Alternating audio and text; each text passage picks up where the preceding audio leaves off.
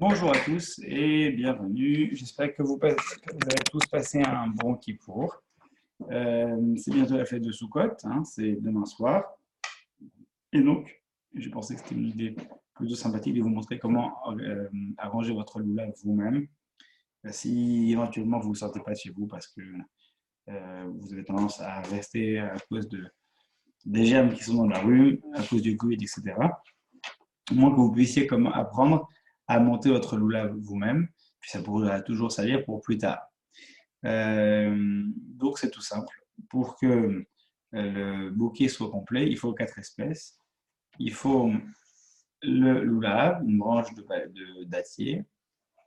On a la rava qui a besoin de 2 branches, donc 2 branches de la rava de sulfureur et 3 branches de hadas, donc de myrte. D'accord? Je vais vous montrer comment est-ce qu'on les attache. Il y a 2 manières de les attacher. Il y a soit selon les recommandations kabbalistiques, donc tu as Rizal, qui va dire que donc, toujours le loulav est au centre, ça ne bouge pas. Mais la différence, ça va être la manière dont on répartit les autres branches, Arava et Hadas. Il y a toujours le hétrog, mais le hétrog, lui, n'est pas attaché. Là, on parle uniquement des 3 espèces qui vont être attachées. Le hétrog, lui, ensuite va être pris à part et va être rassemblé avec les autres espèces. Donc, on prend les 3 hadas. 3 acides, on les prend et on les met un à droite, un au centre et un au milieu. On le met donc comme ça à la racine. Et il faut toujours que la racine soit en bas, enfin l'endroit où on a coupé la branche soit en bas, la pointe soit en haut. On prend la harava, le sulfureur, et on fait la même chose, un à droite et un à gauche. D'accord? Là, vous avez rassemblé. Ensuite, ce que vous faites, vous prenez une des feuilles du loulav, et ensuite vous allez attacher ensemble toutes les espèces. Ça, c'est donc la première technique. La seconde technique, qui peut être faite soit avec ces petits paniers en osier, soit sans.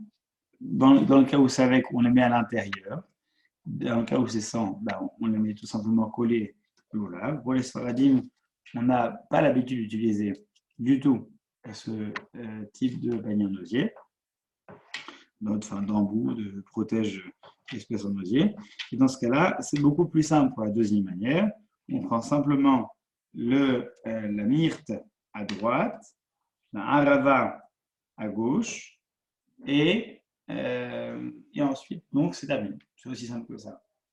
Donc la myrte à droite, la harava à gauche, et ensuite, ce qu'on fait, on fait la même chose que pour le premier, on va donc les attacher. Pour les attacher, pas grand-chose de plus simple. On va donc prélever simplement une feuille. Comme ça, on va d'une mitzvah à une autre mitzvah. Le mieux, c'est de le faire avant la fête, pour ne pas avoir à faire de nœuds pendant la fête. Et donc, on va prendre une feuille. Il faut savoir qu'elles sont doublées, donc on peut les séparer. Et on peut même les couper dans la longueur.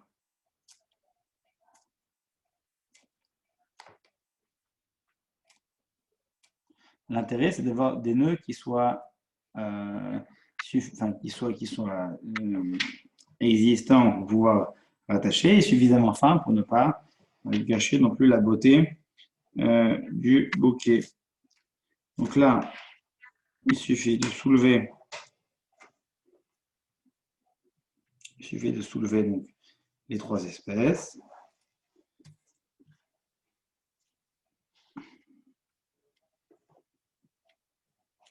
On met donc les 2 fils de chaque côté. Et ensuite, on va faire des nœuds. Tout simplement, comme ça. Un premier nœud. Pour vous aider, j'ai besoin d'en savoir un peu plus. Pouvez-vous reformuler? Voilà, il y a mon téléphone qui s'active. Voilà, donc c'est tout simple. On fait un nœud ici, on attache. Donc là, ça ne bougera plus.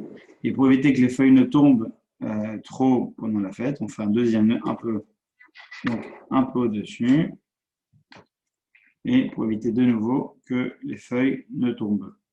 Ensuite, dès l'instant que c'est fait, il y a une autre manière de faire en sorte que son lulave soit complètement unique.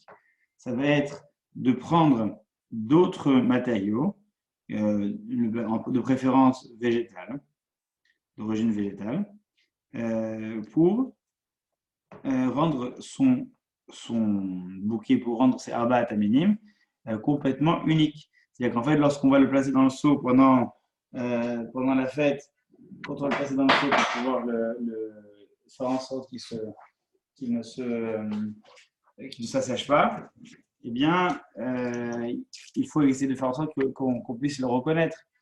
Donc, pour faire en sorte de le reconnaître, il faut le rendre unique. Donc, le mieux, c'est de le décorer de différentes manières.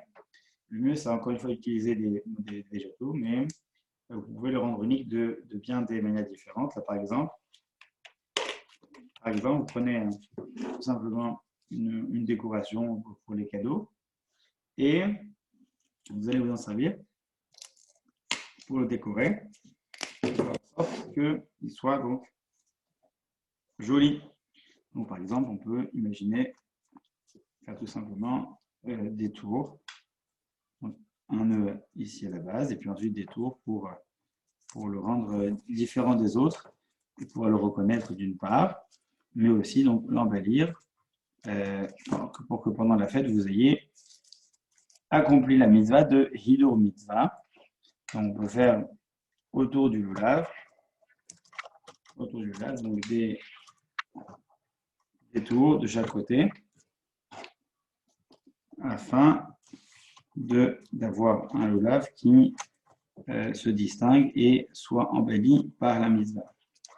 Lorsque vous avez fait vos tours, que vous avez un lulav qui est complètement unique, eh bien, vous pouvez venir à la synagogue et c'est la classe.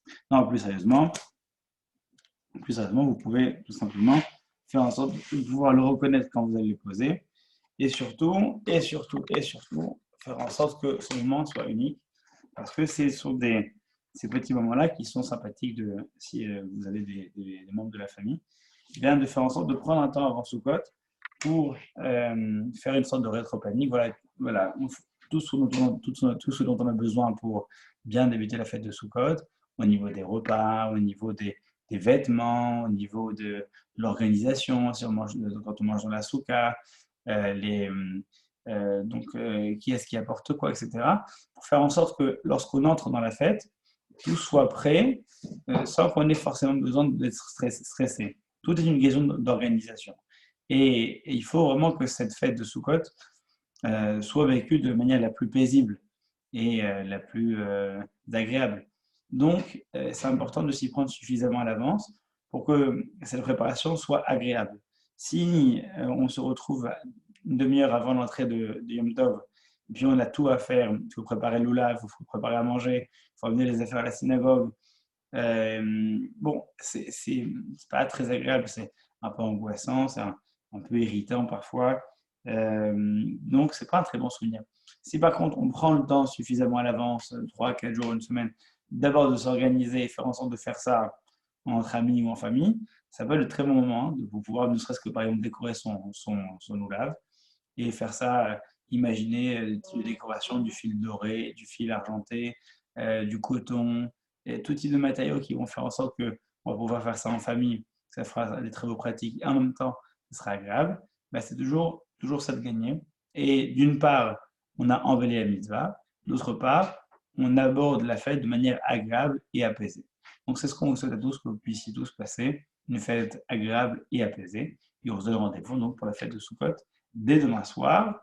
Chag Sameach à tous. Et on est quand même à l'approche du Shabbat, donc Shabbat Shalom.